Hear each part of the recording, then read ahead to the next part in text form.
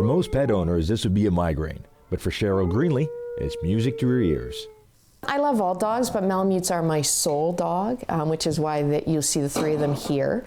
But I use them in order, like I said, to bring out those that have been damaged and abused.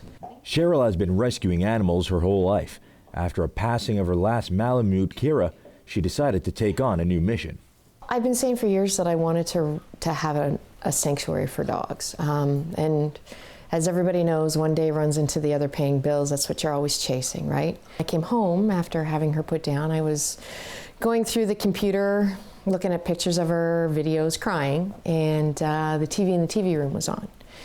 And there was a news show on there about a old chocolate lab cross. Had the gray muzzle and he had one eye, and somebody had dumped him. I just tossed him away. And so there I was, crying so hard that I had the hiccups because I just spent $2,000 on Kira just to find out that it wouldn't have mattered if I had $1 million. I wouldn't have been able to save her. And yet here these people had this beautiful old dog who, still had some life left in him. And they tossed him aside.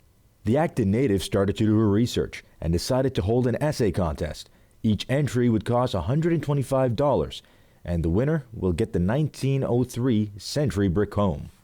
I have a criteria that people have to meet. So they're scored out of 100, just like an essay you would write to enter a university. And I score them. But before that, in order to do that, I can't predetermine who the winner is. I have a trustee who goes to a P.O. box, picks up the essays, logs them on a spreadsheet, issues them a entry number, and then she reads them and she'll black out anything that is identifiable to me. When Cheryl has enough entries, she'll be able to purchase the land that will serve as her new animal sanctuary. It has 3 outbuildings that are totally convertible to dog kennels in comfortable areas for them to get around. It already has paddocks where you can do the predator fencing on the inside. So now they have large areas in which to roam and exercise. And it has trails right on the property. So it has absolutely everything that I need, except for I don't have $800,000. And we figured it'll be about $150,000 to completely convert it to a really good sanctuary. Cheryl will also be taking her trusty sidekicks to help her rehabilitate abused dogs. I use them in order, like I said, to bring out those that have been damaged and abused. They help ground them and show them the trust that they can have in a human again. The furry canines also found a common bond in yours truly. Cheryl has extended the contest deadline to December 15th. She understands a tall order ahead of her, but her motivation drives her forward.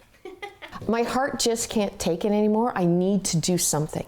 It's come to that where I can't be a bystander anymore and just, rescue that one, rescue this one. It's not fulfilling enough. I don't feel like I'm doing enough. So that's what really precipitated this.